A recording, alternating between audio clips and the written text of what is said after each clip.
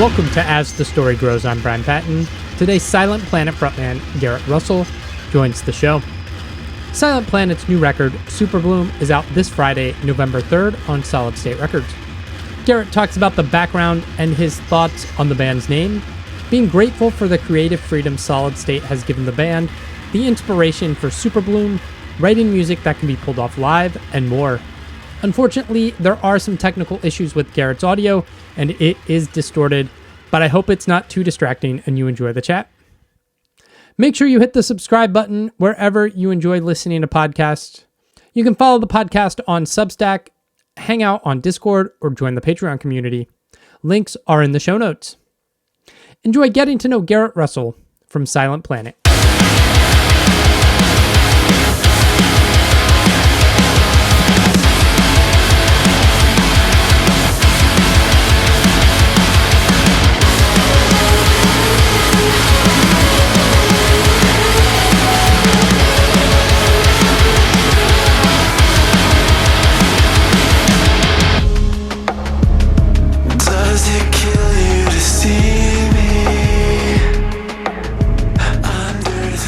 Probably just over a year ago, I mentioned this to Tuck from Fit for a King when he was on the podcast. Like, Silent Planet, Fit for Kings are bands that, like, anytime you guys drop records, I'm like, oh, awesome, and I buy it. But it was about a year ago, I put like your discography on my phone, went for a bike ride, and I was like, oh shit, they're like really fucking great. Thank you. So yeah, been listening for a while, but yeah, just new to really digging into the work, so it's great. Well, I really appreciate it. Thanks for checking out the new record. And yeah, obviously you're one of very few people who's heard it so far. Yeah. So I'm definitely curious what you think, you know? Yeah. No, I huge fan of the record.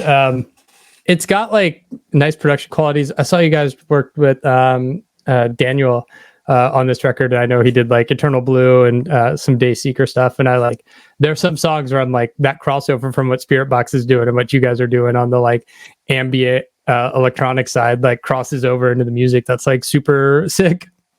You know, it's crazy. He also tracked The Night God Slept, our first record. Yeah.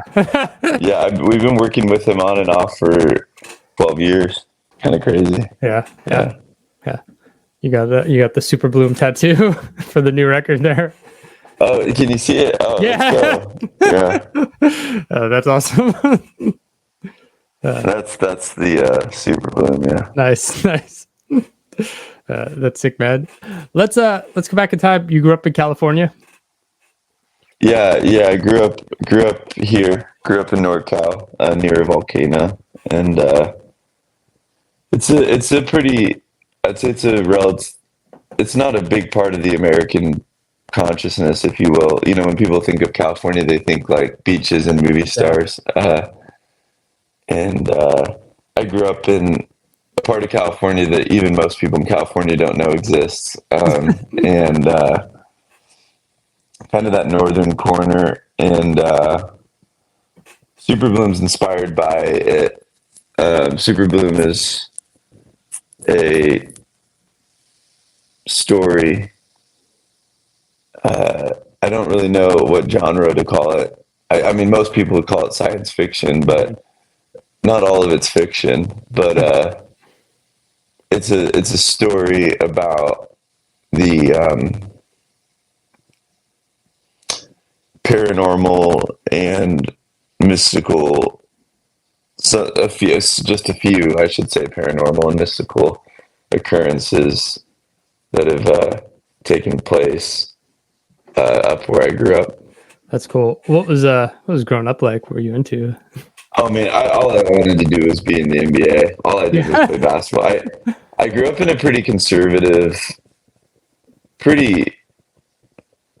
at least racially, pretty homogenous, like pretty small, like white people city kind of. Yeah. But then like surrounded by like native town, like reservations and native towns and kind of like it's I had a I had a very privileged upbringing as far as like having a family that, you know, had a lot of love and stuff. But I think I always just kind of wondered about the stories that they would tell, you know, Yeah. up there.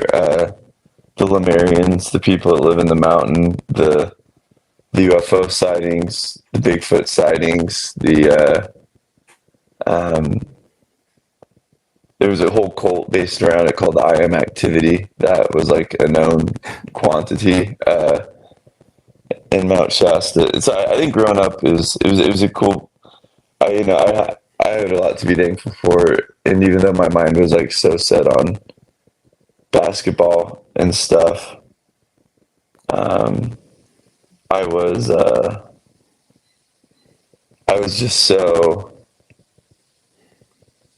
I was just so passionate about music, even though it wouldn't be till I was 19 and I moved to LA that I kind of started music. And I never would have thought that I would have wrote about my hometown Yeah. at all.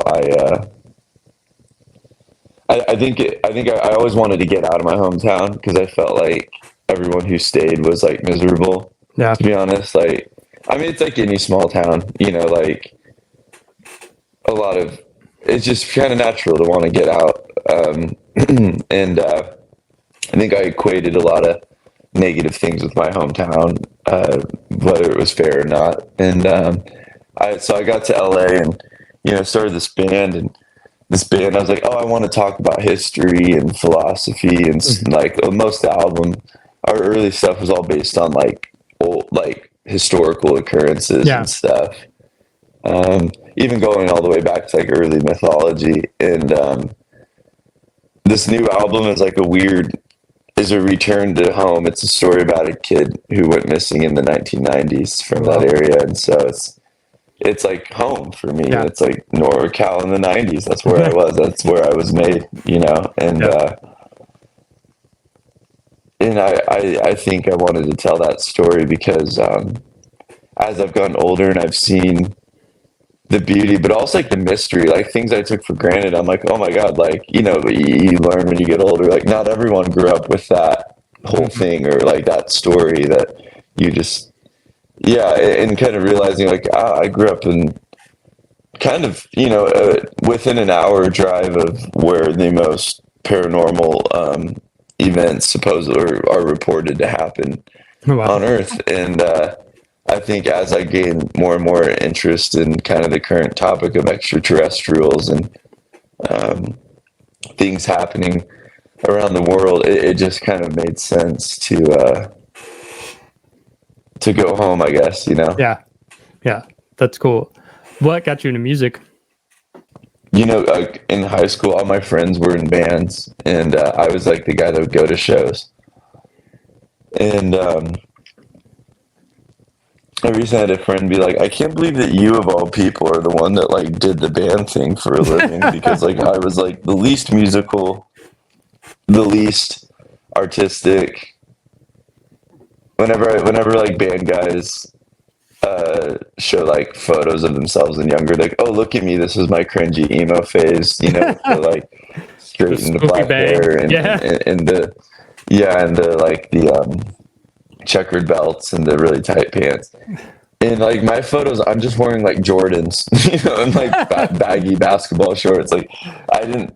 If anything, maybe that I did have. If I had that phase, it would have been like later in my college days or something. Because I had such a focus on sports that Yeah. I wasn't thinking about music, and I have a kind of weird history with me. I would say I was relatively tone deaf until I was 26. Okay. Like I was working with Melissa Cross, trying to figure out how to stop losing my voice when I scream. And then she's like going up and down on the piano. I can't Fuck. follow her like with my voice. And she patiently taught me for like 2 hours. And I remember something like clicking.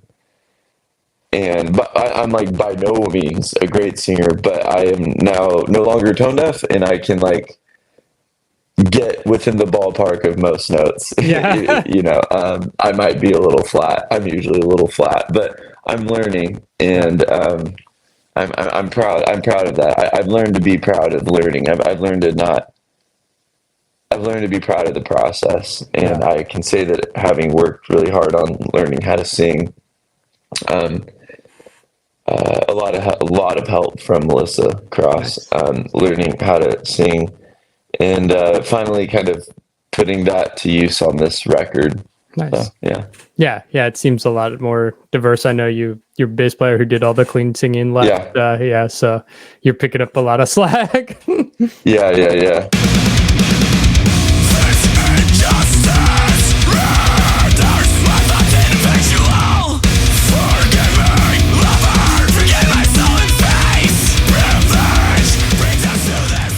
How did Silent Planet get started?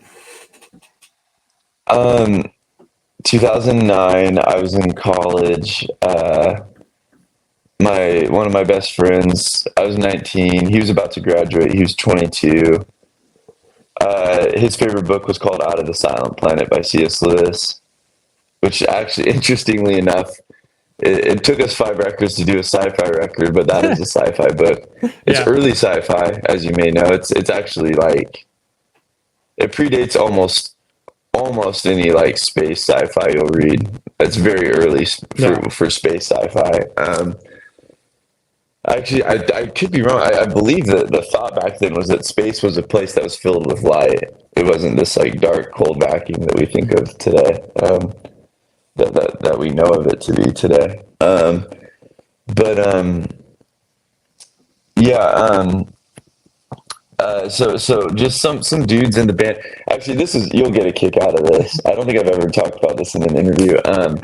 Well, I was walking through the dorms and I heard a guy playing like As Lay Dying riffs, and I like went in his room. I was like, "Dude, you listen to metal? I listen to metal. I'm trying to learn how to scream."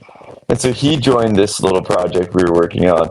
Well, his dad happens to be Steve Borden, who goes by Sting, the pro wrestler. Okay. And so, you know the guy with the black and white face paint? It's funny. It's like, I don't follow wrestling, but I think most people know who that is because it was like him and Hulk Hogan in the 90s, right? And so Steve Borden bought us a bunch of equipment Nice. so that we could like have a band, and we did like a talent show or something. It was called Panopticon, and then all the guys left except for one. Found a bunch of dudes. All those guys left except for one. And then I met Alex, our current drummer, at Chain Reaction, outside of the Chain Reaction music venue parking lot in 2012. I'd already known Mitch. I knew Mitch since he was like in high school. Mitch is like 4 years younger than me. I knew Mitch since he was like a junior in high school. He was always known as like the genius kid who taught himself Russian because he was bored, which is true. He did. He speaks Russian. It's pretty crazy. He just likes to learn languages for fun. He's working on Japanese now, I think. All right. So then some other people left, and Mitch joined. At some point between Mitch and Thomas joined at some point there too. I forgot to. Yeah, the funny thing is our new member Nick. He's been a pretty big fan of the band since 2015.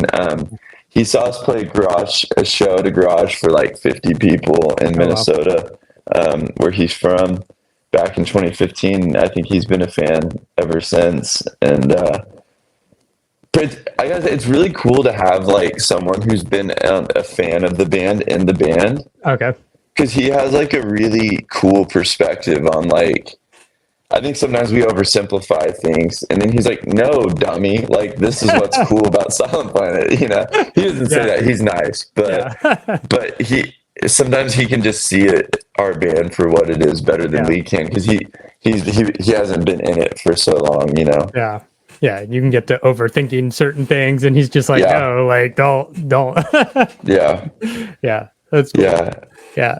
Jason from Becoming the Archetype was telling me about the C.S. Lewis book, and I read it last year, and I was like, it's okay. I didn't love it, but you know, not everything is for everybody. Yeah, I don't. It introduced some interesting ideas to me. Yeah. but it's definitely not my favorite book. And I feel like I get asked that pretty frequently, like, "Oh, Silent Planet, your favorite book?" I'm like, "No, it was actually our old drummer's favorite book." But there's some good ideas in it. Kind of the idea. Actually, it's funny. You can see the logo, right? That circle logo. It gave us the idea that like we are the bent people. I think it calls the people that we're bent out of shape. Like we don't connect, you know. And I think that is very true of humanity. I think most people that have been a human for long enough know that that's true. And I think that bentness, that brokenness is something that we all feel, and something that our music, I think, is a common theme in our music. I mean, maybe a lot of music talks about brokenness, but I mean specifically like our inability to communicate in the limits of language is something I talk a lot about. So I think it's an appropriate name for our band, but I wouldn't say it's my favorite book. Yeah. But it's funny. I'm thankful for it because I think Silent Planet is not a bad band name. It might, I'm by no means am I saying it's the best, but like you meet so many people in bands like the Devil Wears Prada who hate their name and they're like, I can't believe we're still the Devil Wears Prada. To where I'm like, hey, I'm thankful that I don't hate my band's name. Yeah. Like, I'll take it. Yeah. It wasn't something goofy you put on a flyer and now you're stuck with it. Exactly. Yeah, exactly. Yeah. How'd you guys get connected with Solid State Records? We put out a music video in 2013 for Dark Strand, Hibakusha, and Adam. Our current, still the guy, Adam Skatula, over there, hit us up, and then they kind of backed off, and then I think I sent them The Night God Slept, our first record, and I knew it was pretty good. I had a feeling that it was. I mean, I can't be the judge of how it passes with the test of time, but I think for 2014 it stood out. It's just being different. Yeah. Just being very different than what I think most metalcore was in 2014. Mm-hmm. And I think that they were into it, and so they signed us. Then in late 2016, after we put out our second record, The Night God Slept, they offered us a really artist-friendly contract extension. So we would have been on with 3 records, but we extended to what became 5 records. Yeah. And this is our 5th and final record with Solid State on the current contract. Nice.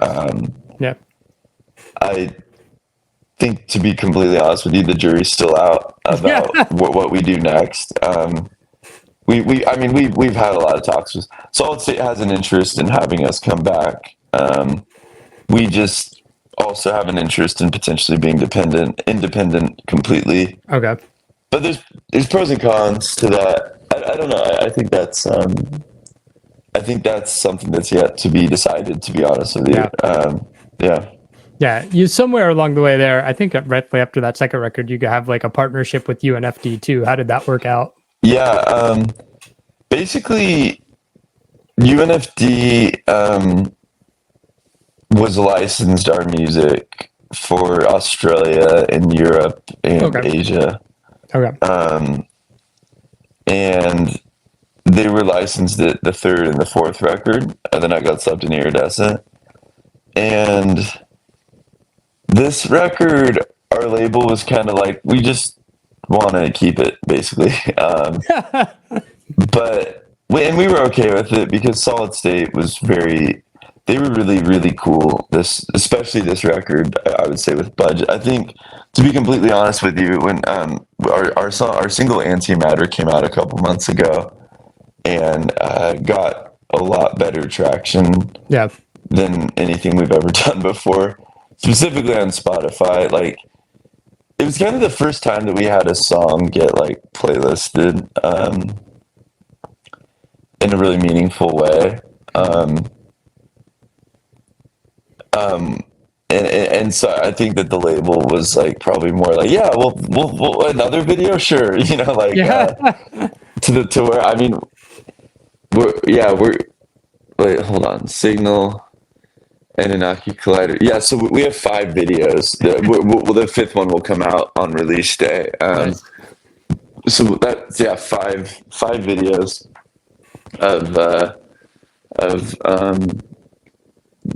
of stuff now, which is kind of crazy.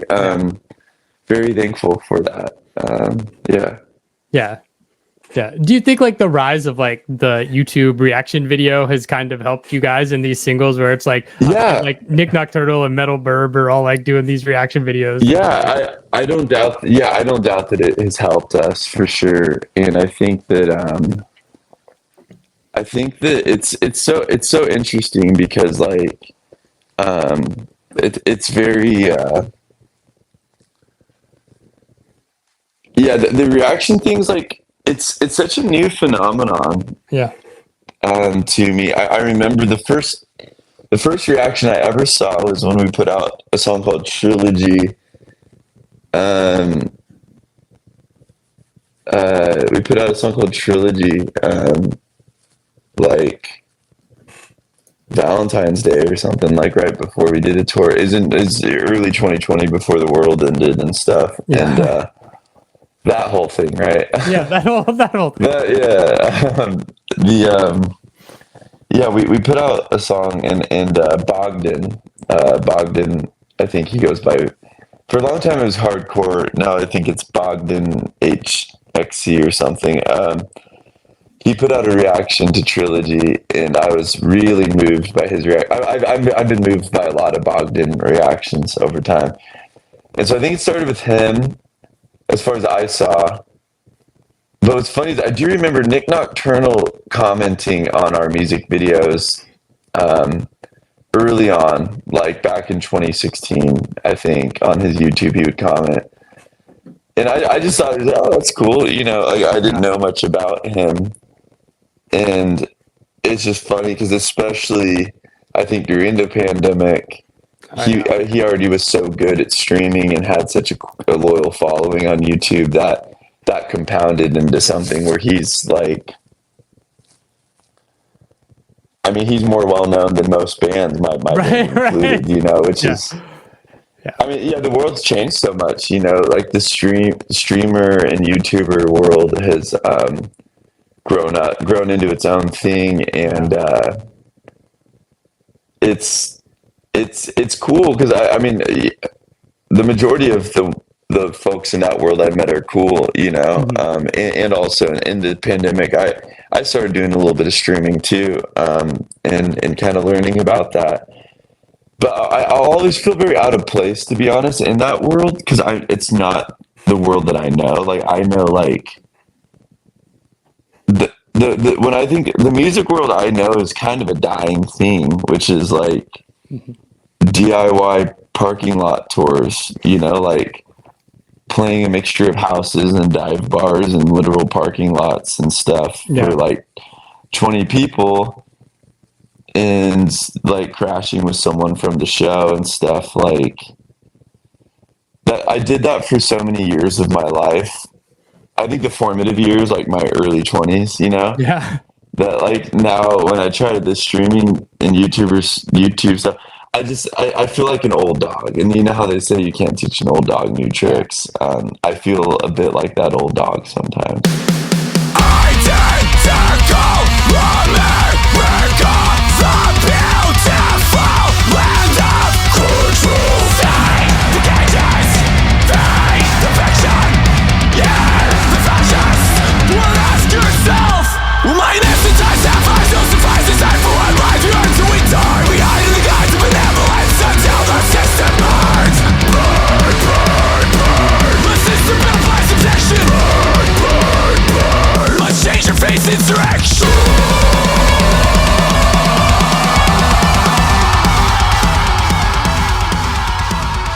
One of the problems with being on Solid State Records is you're under this weird microscope all the time. I told Kevin from Valleyheart when he was on, like, you know, I've said fuck every day since I was 15, but they put out their record and I was like, oh, it's so weird that somebody said fuck on a Tooth and Nail record.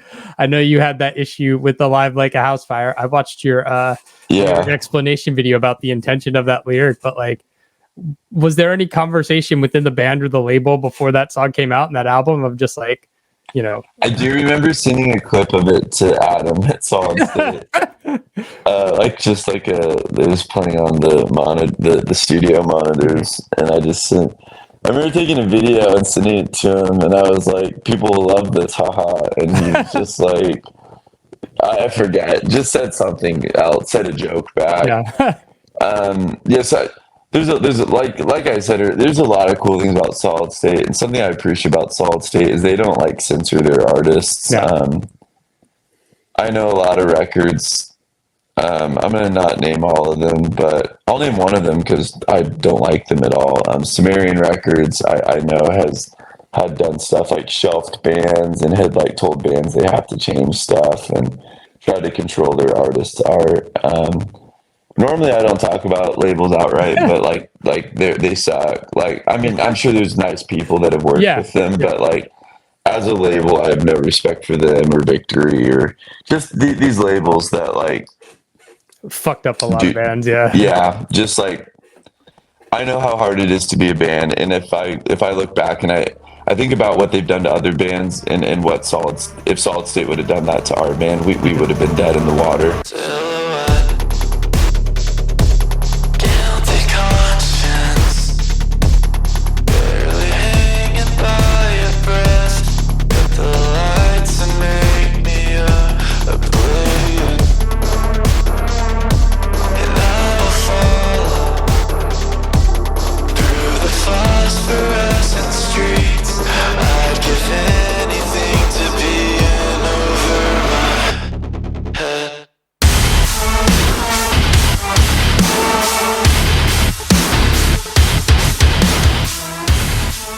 Well, the new album's called Super Bloom. We've talked a lot about the themes on this record. You seem very, like, as a lyricist, you seem very intentional and like thought out in your lyrics. Like, when you approach this record, like, what made that shift from like more mythology to just like wanting to talk about paranormal? Just like studying it more, just like, I don't know, thinking through the pandemic and just Yeah. I'd say all that, you know, an increased interest in it.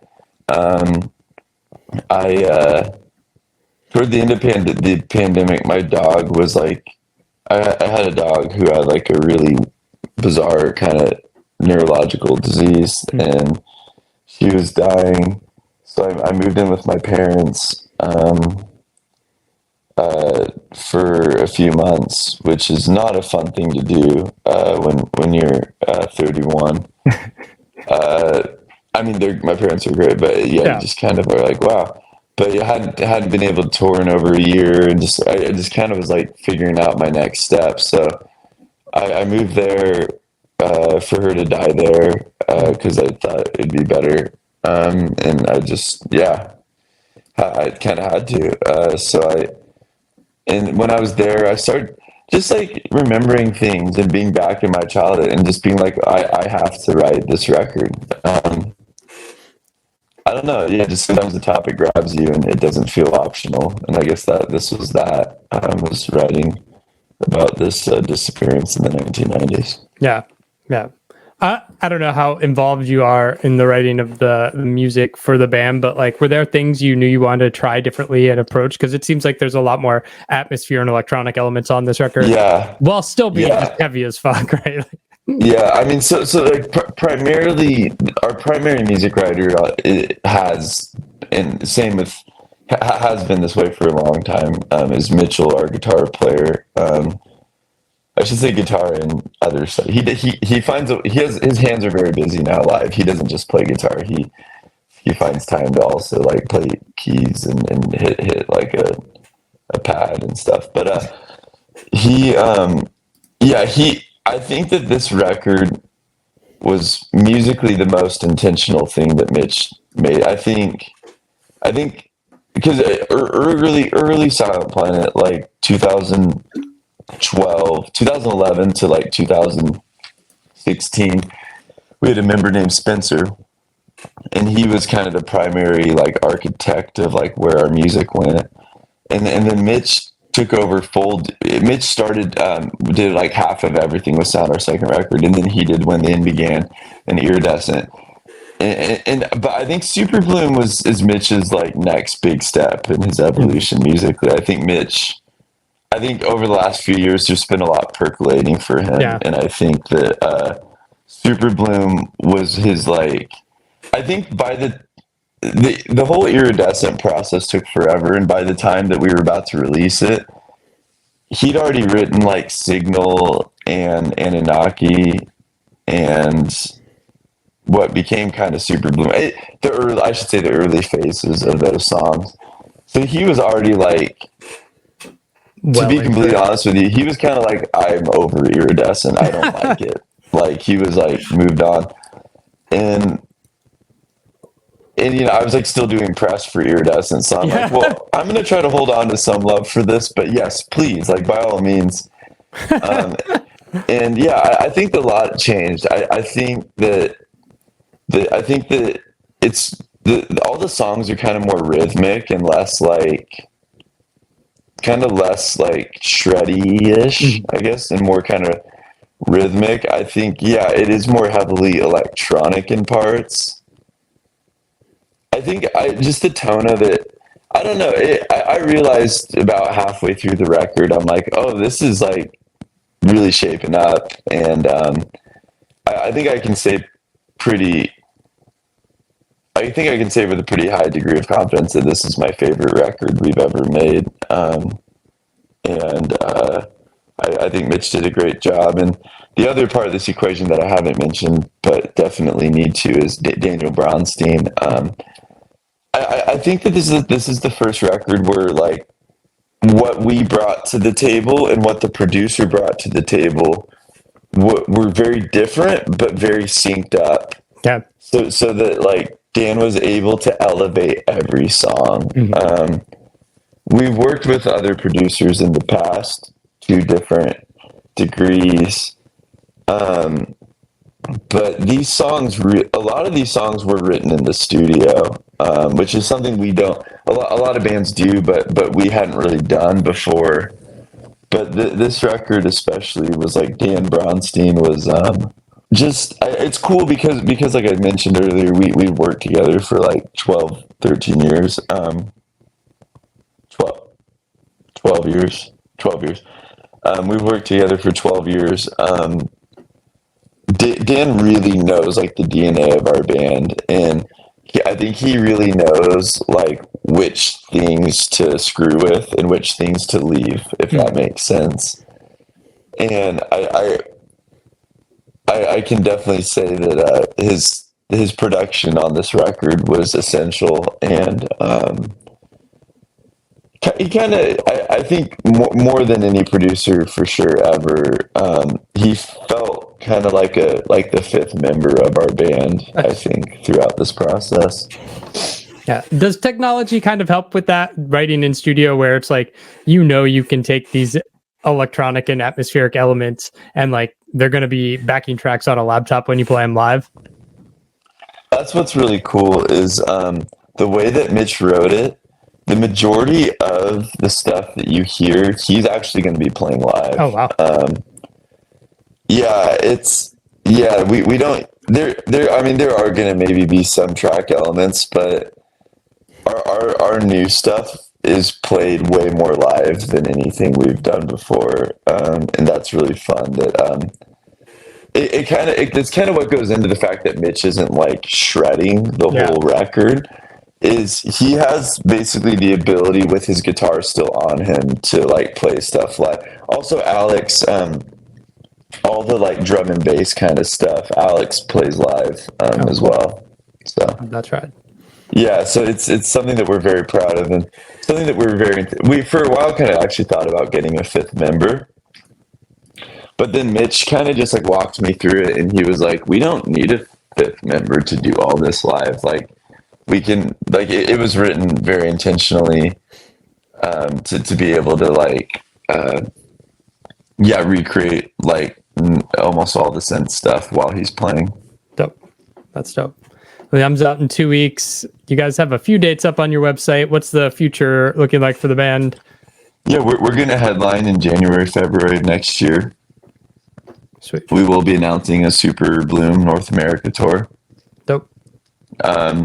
We will be taking one of our favorite bands from a different country back to the States. That will go right into a Europe tour in March, where we are supporting a more popular band. And from there's talks, but I'm not sure. Yeah. Also should mention that at some point there will be a larger Super Bloom book that comes along. That people will start seeing fragments of it very, very soon, actually. But the full-on thing is, I guess, TBD.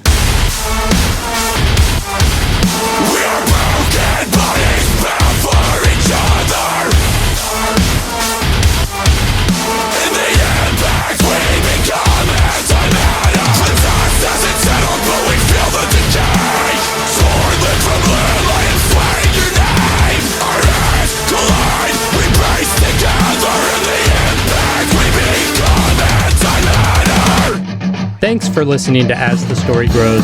Our intro music was written and composed by Jeremy Hunt. The As the Story Grows theme is by Bob Nana. If you like what you hear, subscribe wherever you get your podcasts and give us a rating and review. If you'd like to support the show financially, you can join us at patreon.com/asthestorygrows. Be a part of our community and join the ongoing conversation over on Discord. If you enjoy this episode, share it on social media with your friends. Much appreciated, and thanks for listening. I never felt so young and alive as when I'm diving into a